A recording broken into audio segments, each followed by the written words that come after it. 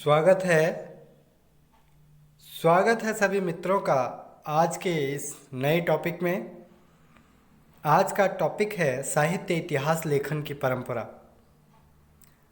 हिंदी साहित्य में साहित्य इतिहास लेखन कब से प्रारंभ हुआ, उसके महत्वपूर्ण तथ्य यहाँ पर दिए जा रहे हैं। आइए इस संबंध में वार्ता करते हैं।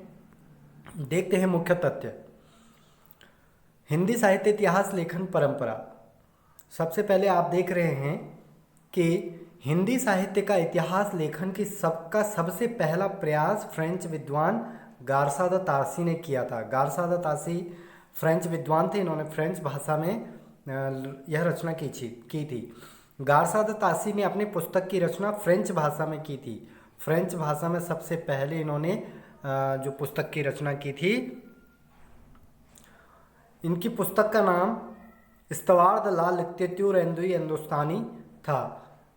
यह पुस्तक दो भागों में विभक्त है। इसका प्रकाशन क्रमशः 1839 और 1847। तो ध्यान देने योग्य बात यह है कि जो औपचारिक हिंदी साहित्य इतिहास लेखन प्रारंभ हुआ वह सन 1839 ईस्वी से ही प्रारंभ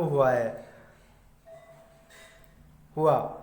यह ग्रंथ ग्रेट ब्रिटेन और आयरलैंड के प्राच्य साहित्य अनुवादक समिति की ओर से पेरिस में मुद्रित किया गया। जो इस्तवार द ला लिटरेचर एंदुई हिंदुस्तानी है, ये इसके संबंध में है। इस्तवार द ला लिटरेचर एंदुई हिंदुस्तानी द्वितीय संस्करण में 3 भाग हैं।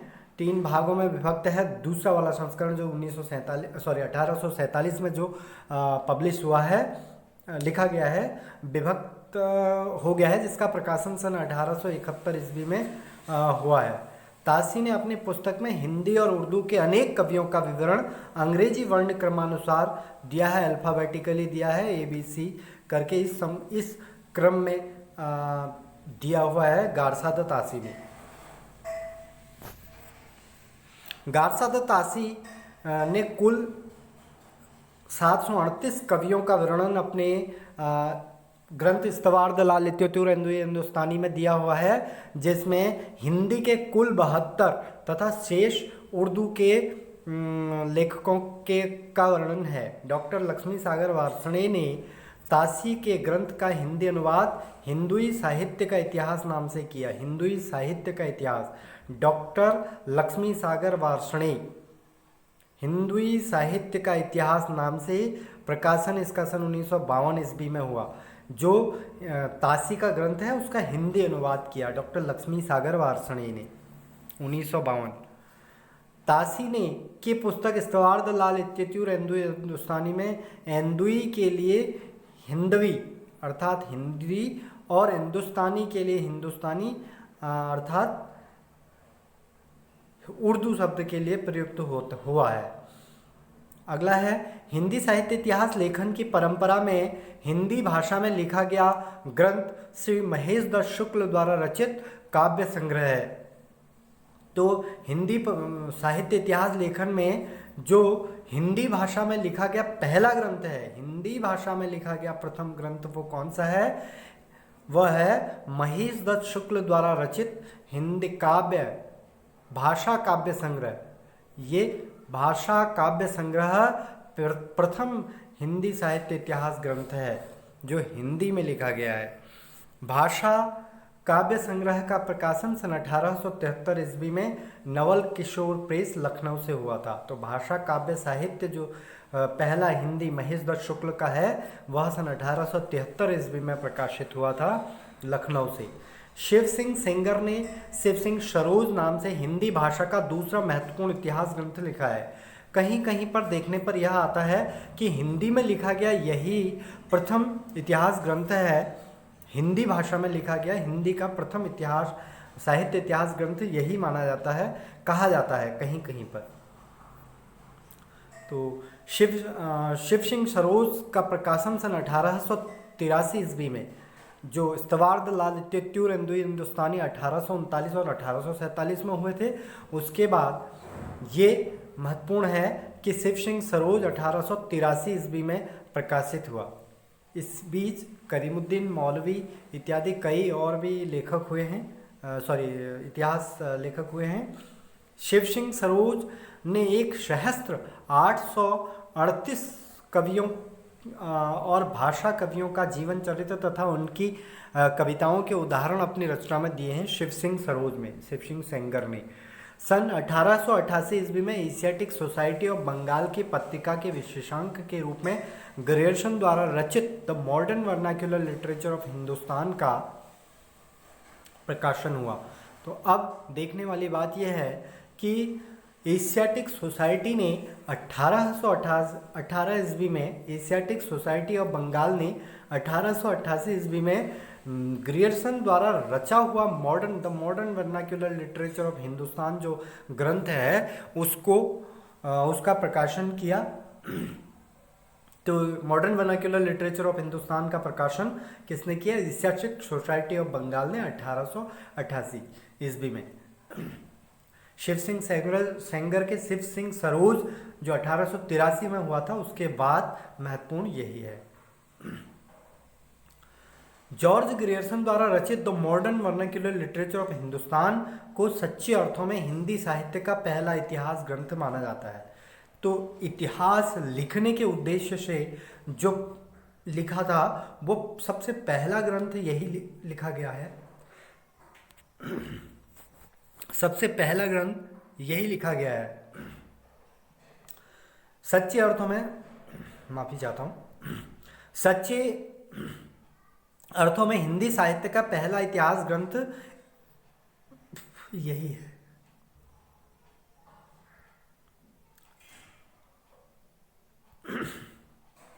माना जाता है। ग्रियर्सन ने अपने ग्रंथ में 952 कवियों को शामिल किया है। The modern vernacular literature of Hindustan में 952 कवियों का वर्णन किया गया है। डॉक्टर किशोरीलाल गुप्त ने the modern vernacular of literature Hindustan का हिंदी साहित्य का प्रथम इतिहास शीर्षक से हिंदी अनुवाद किया है। तो modern vernacular literature of Hindustan जो जॉर्ज ग्रियर्सन की है, इसका हिंदी अनुवाद सबसे पहले डॉक्टर किशोरीलाल गुप्त ने किया है। किशोरीलाल गुप्त ने इसका प्रकाशन हिंदी साहित्य का प्रथम इतिहास नाम से किया।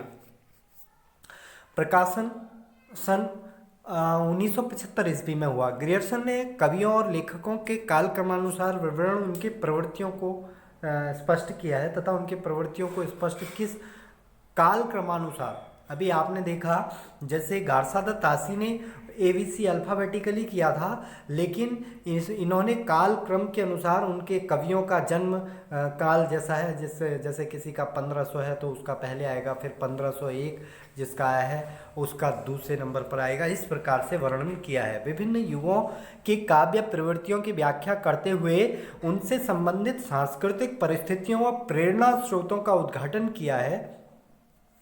प्रस्तुत ग्रंथ में विभिन्न काल खंडों में विभक्त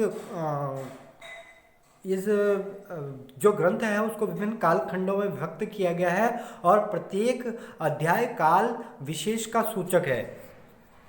जैसे जॉर्ज ग्रियर्सन ने प्रथम बार हिंदी साहित्य का भाषा की दृष्टि से क्षेत्र निर्धारण करते हुए संस्कृत, प्राकृत एवं अरबी फारसी मिश्रित उर्दू को उससे पृथक किया है।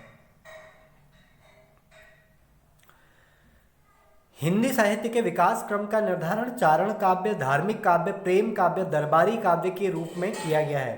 तो इन्होंने हिंदी साहित्य का जो विकास का क्रम है उसे इस प्रकार से निर्धारित किया है। कैसे?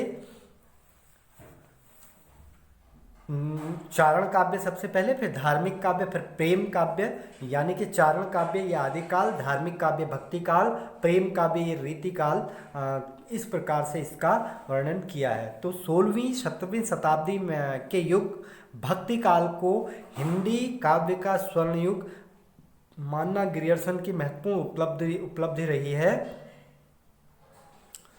तो जॉर्ज ग्रियर्सन ने जो भक्ति काल का जो समय है उसको क्या बोला है?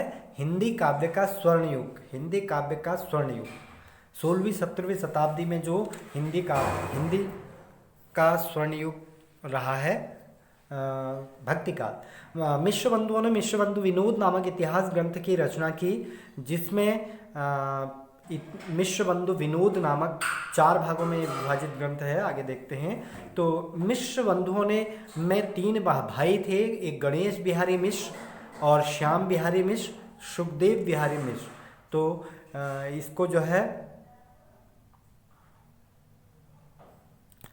3 ये कवियों के 3 भाइयों का ये द्वारा लिखे गए ग्रंथ है। मिश्रबंधु विनोद 4 भागों में विभक्त है, जिसके प्रथम 3 भाग का प्रकाशन सन 1913 ईस्वी में और चतुर्थ भाग का प्रकाशन सन 1934 ईस्वी में हुआ। तो मिश्रबंधुओं द्वारा जो मिश्रबंधु विनोद लिखा गया वह 4 भागों में विभक्त है। पहले 3 भाग कब हुए? सन 1913, 3 यहाँ पर 3, यहाँ पर 3, 13 और अगला 1934 यानी चौथा भाग।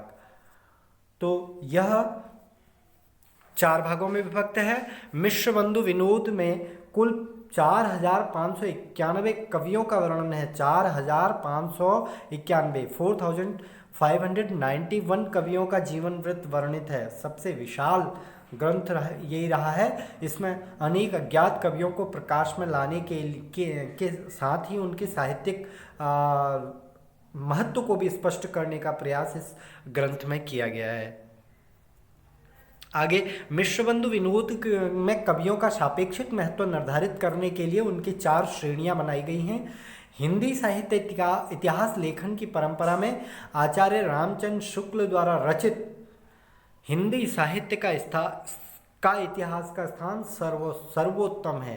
तो हिंदी साहित्य का इतिहास आचार्य रामचंद्र शुक्ल ने लिखा है, जो सर्वमान्य है, जिसको आज भी बिल्कुल श्रद्धा के भाव से और बहुत ही जो है महत्वपूर्ण माना जाता है और इस रूप से लोग इसको स्वीकार करते हैं। हिंदी साहित्य का इतिहास 1929 ईस्वी में प्रकाशित हुआ है। यह हिंदी साहित्य का इतिहास आचार्य शुक्ल का इतिहास मूलतः नागरी प्रचारिणी सभा द्वारा प्रकाशित हिंदी शब्द सागर की भूमिका के रूप में हिंदी साहित्य का विकास के नाम से सन 1929 ईस्वी में प्रकाशित हुआ था। 1929 में प्रकाशित हुआ था। तो आप देख सकते हैं कि नागरी प्रचारिणी सभा द्वारा सन 1929 ईस्वी में इसको प्रकाशित किया था। जो हिंदी शब्द सागर करके पत्रिका थी, उसमें इन्होंने उसकी भूमिका के रूप में इसको प्रकाशित किया हुआ है। 1929 में प्रकाशित किया। हिंदी साहित्य का इतिहास में 1000 कवियों का और लेखकों को शामिल किया गया है। 1004 लगभग 1000 मान लिया जाता है, तो एग्जैक्ट फिगर 1004 कवि इसमें शामिल हैं। तो धन्यवाद सभी मित्रों का। अगर पसंद आया हो तो लाइक करें, शेयर करें और सब्सक्राइब करें। और अगर आप हमसे इसी तरह के और आगे की वीडियो से जुड़ना चाहते हैं, अपडेट होना चाहते हैं, तो कृपया करके सब्सक्राइब करना न भूलें। धन्यवाद।